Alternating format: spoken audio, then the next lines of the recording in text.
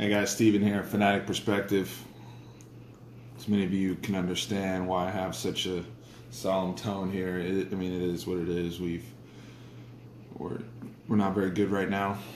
In terms of the Dallas Cowboys losing to the Seattle Seahawks 24-13. You know, I'm down right now as a fan. Emotions right now. It was pretty pissed throughout the game. One of the things that I've tried to take away in life is to, when there's a problem, when there's issues, when something is bothering or preventing me from achieving my goal, try to be as solution oriented as possible. And I'm trying to, train my brain to think like that as to what we could do for the Cowboys, from the perspective of if I was obviously in the front office or on the coaching staff. Because right now, fundamentally, this offense, and it's about the offense, because defensively they're fine. Even I know they gave up 24 points. I know we had a couple coverage breakdowns and all sorts of stuff going on. They played too many snaps. Is what it is. They're fine. They're fine. They're doing what they're playing better than a lot of people had anticipated them to play. The pass rush is good. The corners, whether it's Byron Jones or Chidobe Awuzie, they're playing fine. I know, there's Earl Thomas is kind of the distraction now, right? And you get 2 interceptions and he takes the bow at the end of the game, and the storyline is, oh, should the Cowboys trade for him? You see the little ticker at the end of the game pop up talking about the Cowboys are. It's not an Earl Thomas issue, and I'm a Texas Longhorn guy. I love Earl. Earl's my dude. Nobody wanted Earl to be a Cowboy or was more excited at the prospect of him being a Cowboy more than me. But that's not the issue. That's not the solution. Before Dak Prescott and Ezekiel Elliott showed up, I wanted Jason Garrett gone, because I felt like he had been given enough time to lead us to where we wanted to go. He had been given enough time. He hadn't even made it to the NFC Championship game. I felt like, and it's not just him, it's the organization. I felt like they wasted Tony Romo's career. I felt like they wasted, obviously now Jason Witten, Des Bryant. I go through this a lot on the channel. Miles Austin, DeMarco Murray, the list goes on. Even some of the offensive linemen we had before the group we have now. Maybe even Travis Frederick gets added to that list. So this is something that's been ongoing. Now, has it ever looked as bad as it looks right now? No. Not even 2015, to be honest with you.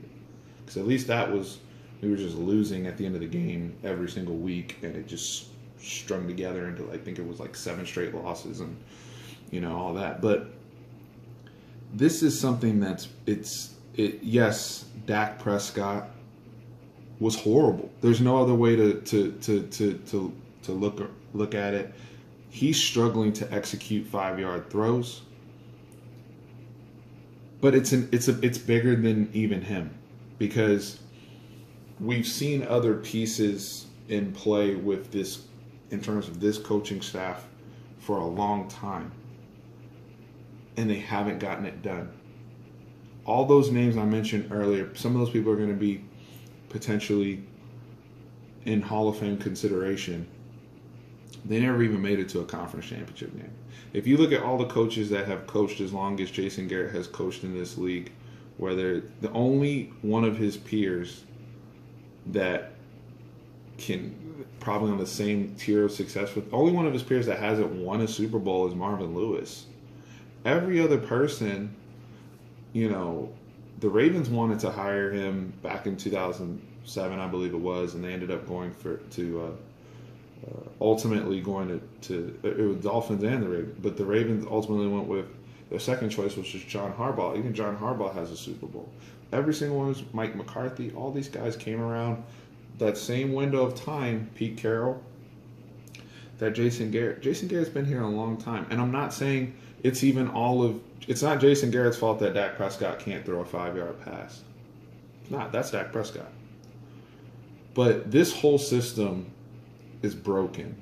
The passing game, and it's so broken in the passing game that it's now crept over into the entire offense and the run game, to where even on a first down, we either, we're penalized, undisciplined plays, illegal procedures, guys, when we do execute a handoff, people tripping over themselves and falling down. We do have an opportunity for a big play, and Zeke runs out of bounds. We have an opportunity for a catch, and the receiver, is not strong enough at a critical moment where he's being hit, and Earl Thomas comes up with the pick. The quarterback misses people. When he does see people, he can't execute, a simple throw to the sideline. We have issues in pass protection. Getting blown up by Michael Kendricks, getting blown up by, we have our all-world left tackle whiffing on Frank Clark. There was mistakes across the board. All three levels in the pass game are atrocious. Whether it's actually throwing the ball, atrocious. Pass pro is below average. It's not good right now. The quarterback can't get hit that much.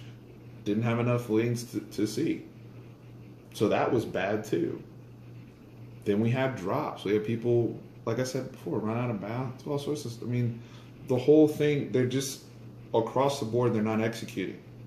So what is that? Who does that fall on? Because we can bench Dak Prescott, but that also leads me to the other thing that I brought up before the season of addressing that quarterback room. And no, addressing the quarterback room does not mean we should bring back Tony Romo out of the booth. As I said before, he has moved on, and we need to move on. That doesn't mean that Tony Romo is the only person that can play quarterback for the Dallas Cowboys. Dak Prescott is not the only person that can play quarterback for the Dallas Cowboys. Now, we're not at this point going to be on board to sign him long term, nor should we be. They'll have to address the quarterback position after the season. But let me ask you this. Do you want to see whether we draft another quarterback or we trade for a quarterback? I don't know who's going to be available in free agency, or they sign somebody akin to Minnesota signing a Kirk Cousins. Has Jason Garrett earned the right to work with and develop that person? Has Scott Linehan and this entire what have they shown you to where they've earned the right?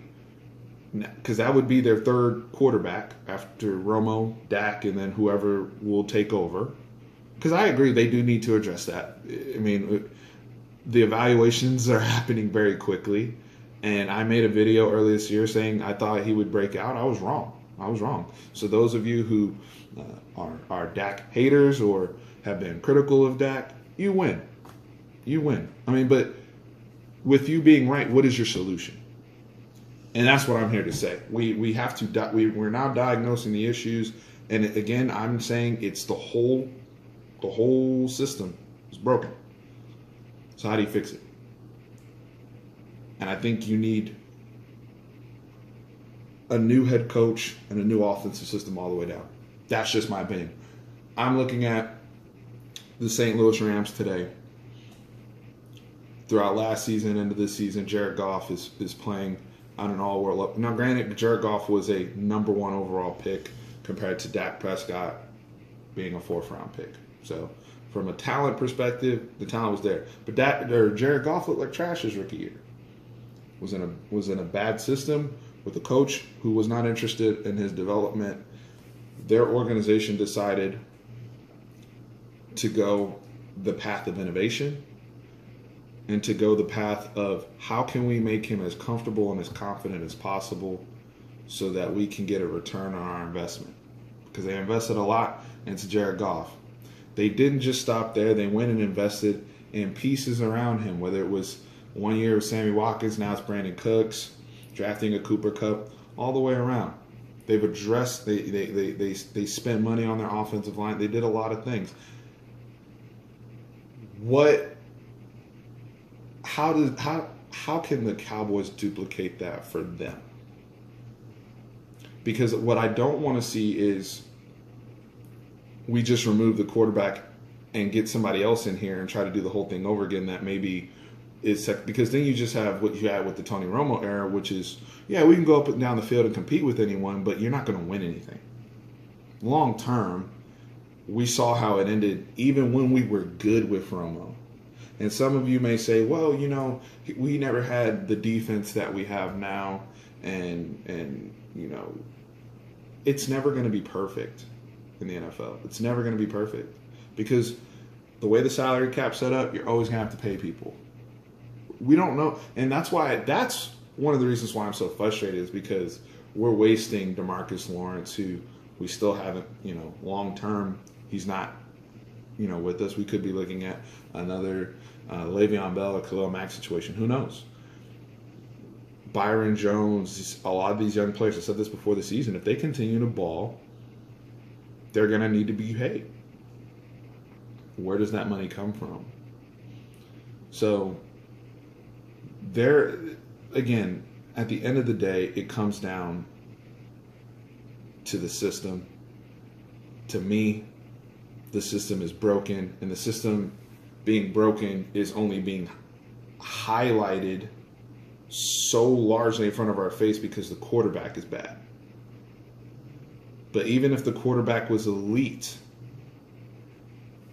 there's not enough meat on the bone for you to be up there with the elite teams, in my opinion.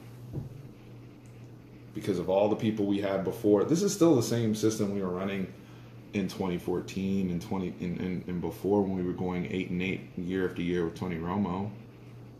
It's not. Whether it was Patrick Creighton in there, or insert any other random Cowboys wide receiver. So they have to revamp this. I don't know how it goes now, because you have Jerry Jones and his influence and Stephen Jones and the decisions that they make. And I haven't necessarily agreed with everything, but as Cowboys fans, if you're going to be a fan of the team, you just have to deal with it. So it is what it is. There were some good things today, especially on the defensive side of the ball. It was great to see Leighton Vander Esch play as well as he did, all things considered. I know Sean Lee, yet again, that train's never late in terms of him being banged up. Thought the defensive line was fine. Thought they got it, especially early in the game when they had juice and they were really in there. I thought they were flying around and getting real heat on Russell Wilson. But, when we go down the list of everything, it still comes back to we play in a passing league. We don't have a starting quarterback right now that, whether it's confidence, ability, or a combination of both, that's not able to execute and help us when needed. We do not have the expertise on the sideline to get him out of that. And we may or may not have the talent level from a pass catching standpoint to supplement this, because it's all the way around horrible. My solution is you let the season play out. The Cowboys will be in the mix. I know they're 1-2 right now. They'll be in the mix because I don't think the division's that good.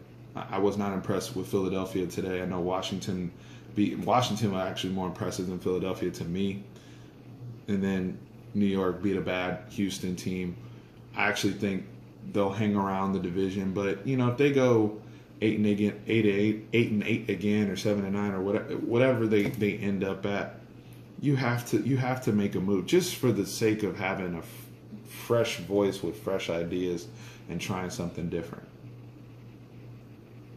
All the way. I texted my boy, I said we need a new coach, we need a new quarterback, we need a new tight end.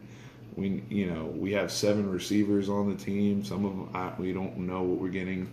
The guys that do make play. Tavon Austin makes a play, and then they take him out, or the guys that are doing some good things aren't on the field consistently. Zeke runs for 100 yards, but then he fumbles and drops passes and runs out of bounds. I don't know. The whole thing's broken. So, how do you fix it? You got to get some fresh ideas in there, and to me, you have to go down the path of innovation, the way that these other teams have done.